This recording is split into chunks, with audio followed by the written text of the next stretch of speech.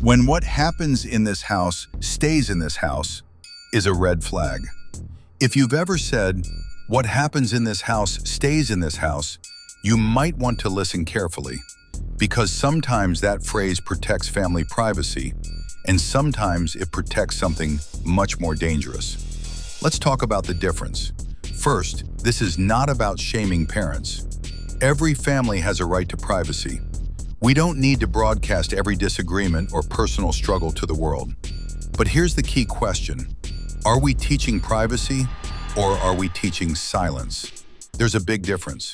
It becomes a red flag when a child is told, "Don't tell your teacher about this. If you tell anyone, we'll get in trouble." Family business stays in this house. You don't want people thinking badly about us.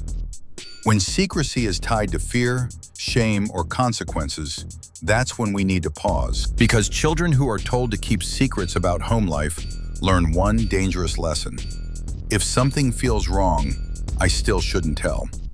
When kids believe they're not allowed to talk about what happens at home, it can stop them from disclosing abuse, stop them from asking for help, make them feel responsible for protecting adults, create confusion about what's normal and what's not. And here's the part many parents don't realize. Children often take these rules very literally, especially neurodivergent children. A child with autism or ADHD may hear, "Don't tell anyone," and treat it as an unbreakable rule, even if they feel unsafe. That's not loyalty, that's vulnerability. Healthy privacy sounds like, we don't need to tell everyone our personal business, but if something makes you feel scared, uncomfortable, or confused, you can always talk to a safe adult. Notice the difference? Privacy has flexibility. Secrecy has fear. If a child says, "I'm not allowed to talk about that, I'll get in trouble if I say," it's a secret, and they seem anxious or protective, that's not something to ignore. It doesn't automatically mean abuse, but it does mean we need curiosity, not dismissal. As parents, sometimes we say things out of stress.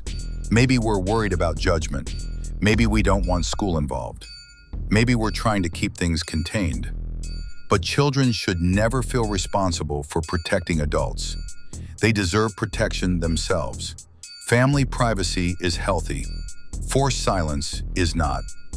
If your child ever needs help, they should know, you will never be in trouble for telling the truth.